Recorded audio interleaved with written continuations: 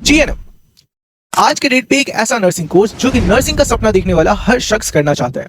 तो कहीं ना कहीं आप भी अगर जीएनएम के लिए सोच रहे हो तो आपके जीएनएम का जो टोटल कोर्स होने वाला है वो 3 साल का होने वाला है। जीएनएम टोटली आप पैरामेडिकल का एग्जाम दे करके आप इस फील्ड में इंटर कर पाते हो, जो कि टोटल 3 साल का कोर्स होता है। एएनएम, जीएनएम और बीएससी नर्सिंग ये नर्सिंग के 3 कोर्सेज होते हैं। बीएससी नर्सिंग सबसे बेस्ट माना जाता है और इसके बाद फिर जीएनएम और फिर एएनएम का कोर्स माना जाता है। यहाँ पर जो जीएनएम के कोर्सेज होते हैं वो इस 3 साल में आपको अलग अलग चीजें पढ़ाई जाती हैं, जिसके बेसिस पे तीसरा साल जब आपका कंप्लीट हो जाता है, जिसमें प्रैक्टिकल और थ्योरी सारी चीजें इंक्लूडेड है, ये कंप्लीट होने के बाद में आपका एक फाइनल गवर्नमेंट जॉब के लिए भर्ती निकलता है। वो होता है स्टाफ नर्स भर्ती का एग्जाम। लेकिन क्या जीएनएम करने के बाद में सिर्फ स्टाफ नर्स भर्ती के लिए आप अप्लाई कर सकते हो? जी नहीं। आप अपने स्टेट के स्टाफ नर्स भर्ती के साथ साथ आप दूसरे स्टेट्स के भी स्टाफ नर्स भर्ती के एग्जाम में फॉर्म फिल कर सकते हो, जबकि तभी जब आपका जो जीएनएम पूरा कंप्लीट हुआ वो आईएनसी अप्रूव्ड कॉलेज से कंप्लीट हुआ होगा। लेकिन इसके अलावा अगर बात करें तो जीएनएम जब आप कर रहे हो तो इसके थ्रू आपको नॉर्सिट के एग्जाम में बैठने का मौका मिलता है, जो कि एम्स के नर्सिंग ऑफिसर का एग्जाम होता है, जिसमें 80 से 90 हजार रुपए आपको सैलरी मिलता है। तो ये बहुत ही बड़ा एक अमाउंट होता। और इसके थ्रू आप आरआरबी के लिए भी एग्जाम में अप्लाई कर सकते हो, जो कि रेलवे सुपरिटेंडेंट नर्सिंग एग्जाम होता है, नर्सिंग सुपरिटेंडेंट का एग्जाम होता है। तो इन सारे एग्जाम्स में आप अपियर हो सकते हो। तो ये एक काफी बढ़िया सा कोर्स है। लेकिन काफी लोग अपना पूरा करियर बर्बाद कर लेते हैं सिर्फ एक चीज का पता ना होने की वजह से, और वो है हमारा सिलेबस।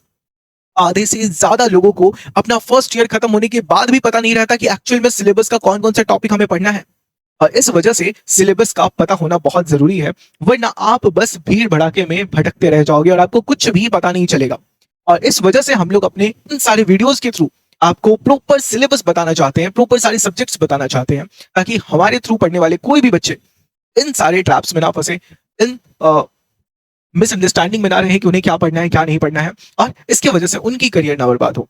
तो देखिए, अगर आप भी जीएनएम फर्स्ट ईयर में इंटर करे हो तो कॉलेज में चीजें बताई जाए नहीं बताई जाए, आपको लेकिन समझ के चलना है कि जीएनएम फर्स्ट ईयर में सब्जेक्ट्स कौन कौन से हैं और टॉपिक्स कौन कौन से हैं।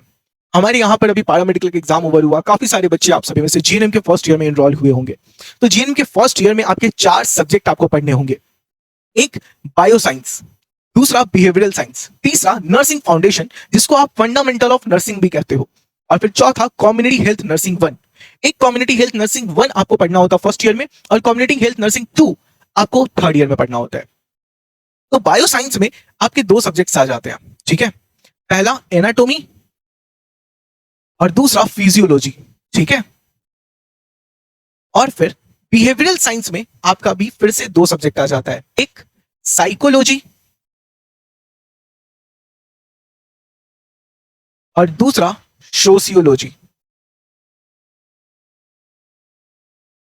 है ना। ये 2 सब्जेक्ट आपको बिहेवियरल साइंस में पढ़ना होता है, और नर्सिंग फाउंडेशन को ही आप कहते हो फंडामेंटल ऑफ नर्सिंग, ठीक है। तो ये 4 सब्जेक्ट आपको पढ़ने हैं। लेकिन काफी बच्चों को ये भी नहीं पता होता कि ये 4 सब्जेक्ट कैसे पढ़ना है, कहां से पढ़ना है, कितना पढ़ना है, क्योंकि इन सब में बहुत ज्यादा डेप्थ में भी आपको नहीं जाना है, क्योंकि आपको डॉक्टर नहीं बनना, आपको नर्स बनना है। तो बहुत ज्यादा डेप्थ में भी नहीं पढ़ना है, एक लिमिटेड एरिया तक पढ़ना है। काफी लोग होते हैं जो कि एमबीबीएस के लेवल पे चले जाते हैं, जिसका कोई सेंस नहीं बनता। ठीक है, जानकारी अच्छी बात है, लेकिन एग्जाम पॉइंट ऑफ व्यू से पहले पढ़ना जरूरी है। बाकी प्रैक्टिकल नॉलेज से बहुत सारी चीजें हम लोग सीख सकते हैं। तो उसके अकॉर्डिंग हम लोग आपको तैयारी भी कराते हैं, जिसमें निश्चय बैच हमारा शुरू हो रहा है 15 अगस्त से। हमारा इंट्रोडक्शन इसका होगा, और इंट्रोडक्शन की क्लास के बाद हम लोग प्रॉपरली अपने बैच को स्टार्ट कर रहे हैं, जिसमें अभी एक भी लेक्चर शुरू नहीं किया गया है। तो 15 अगस्त के बाद से ये बैच शुरू होगा। जो निश्चय बैच है हमारा, ये जीएनएम के फर्स्ट ईयर का पूरा कोर्स इसमें हम लोग कंप्लीट कराते हैं, और ये पूरा आपके लिए 799 रुपीज में अवेलेबल है, जिसमें आपको प्रॉपरली लाइव क्लासेस मिलते हैं, आपको इसके रिकॉर्डेड फॉर्म में क्लासेस मिलते हैं। इन चारों सब्जेक्ट के लाइव क्लासेस, रिकॉर्डेड क्लासेस आपको मिलते हैं, क्लास नोट्स के आपको पीडीएफ्स मिलते हैं।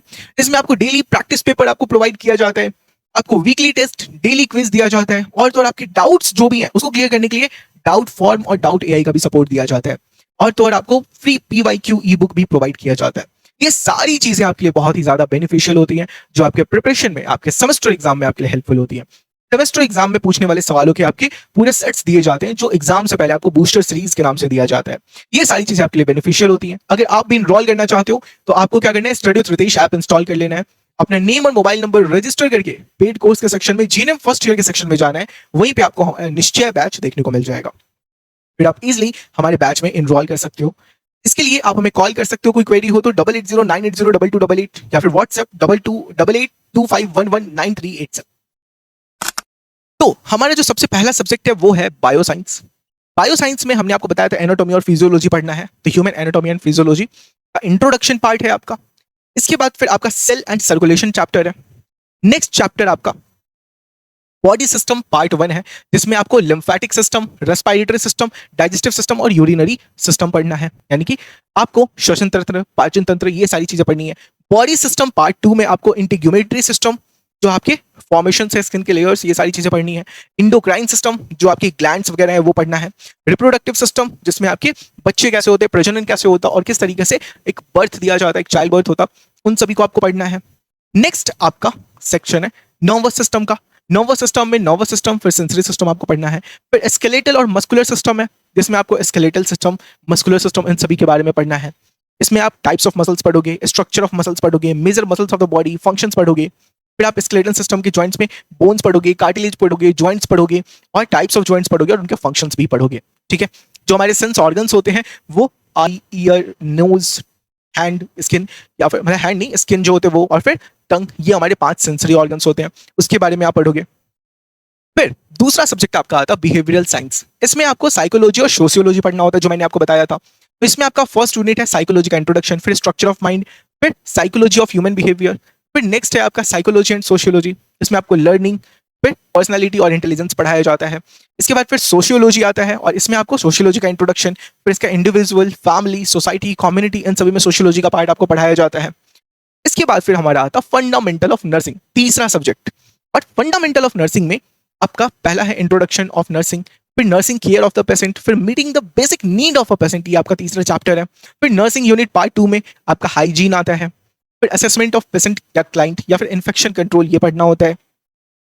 इसके बाद आपका नर्सिंग यूनिट पार्ट 3 में थेरेप्यूटिक नर्सिंग केयर पढ़ना होता है। फिर आपका इंट्रोडक्शन टू क्लिनिकल फार्माकोलॉजी पढ़ना होता है।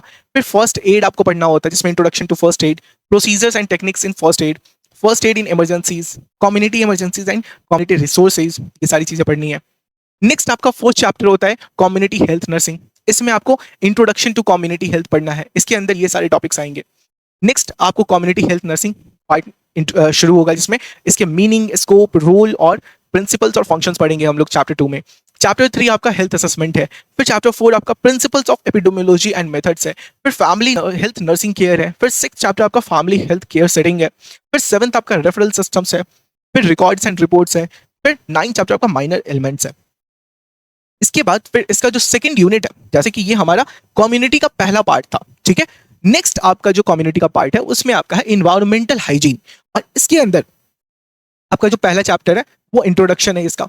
ये आपका कम्युनिटी के ही अंदर में, कम्युनिटी हेल्थ नर्सिंग 1 के अंदर में सेकंड यूनिट है। इसके पहले वाला हमारा फर्स्ट यूनिट था और उसमें हम लोगों ने सारी चैप्टर्स को देखा। उसमें हम लोगों ने कितने चैप्टर देखे? 9 चैप्टर्स देखे। नेक्स्ट हमारा जो है इन्वायरमेंटल हाइजीन में पहला चैप्टर इंट्रोडक्शन, फिर दूसरा chapter environmental factors contributing to health, community organisations to promote environmental health, ये 3 चैप्टर है। फिर हमारा नेक्स्ट जो यूनिट है उसमें है health education and communication skills, और इसमें हम लोग कम्युनिकेशन स्किल्स देखेंगे, फिर हेल्थ एजुकेशन देखेंगे, फिर काउंसलिंग देखेंगे। काउंसलिंग में भी हम लोग सारी टाइप के काउंसलिंग्स को पढ़ेंगे, ठीक है। इसके बाद हमारा पार्ट आता है डी, हेल्थ एजुकेशन यूनिट्स। इसमें हमारा methods and media of health education पढ़ते हैं। इसके बाद फिर हेल्थ एजुकेशन एजेंसीज और उनके सोर्सेज के बारे में पढ़ते हैं। फिर हमारा नेक्स्ट यूनिट आता है न्यूट्रिशन, और न्यूट्रिशन में हम लोग न्यूट्रिशन एंड हेल्थ, इसके अंदर में हम लोग ये सारे टॉपिक्स पढ़ते हैं। इसके अलावा फिर क्लासिफिकेशन ऑफ फूड हम लोग पढ़ते हैं, जिसमें फूड कहाँ से आते हैं, कैसे आते हैं, क्या ग्रैब करते हैं, क्या न्यूट्रिएंट्स होते हैं, उन सारी चीज़ों को पढ़ना होता है। नॉर्मल डाइटरी रिक्वायरमेंट हम लोग फिर पढ़ते हैं।